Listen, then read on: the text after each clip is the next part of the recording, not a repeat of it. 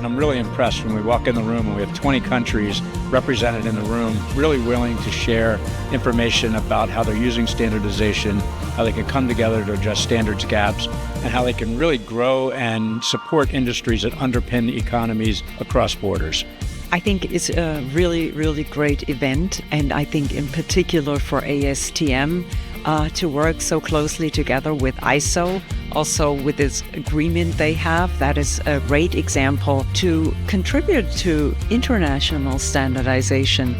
We saw how standards enable innovation, and that is the core of why we're doing this event and why we have been doing it since 2018, because standards are really crucial to enable the really exciting applications. But if you go into industrial manufacturing, you need to have quite specific sub-process with defined inputs and outputs and requirements. And that to have that, you need to have testing methods, you need to agree what you put out, how to communicate, and if you don't have that, you cannot have an industrial manufacturing process.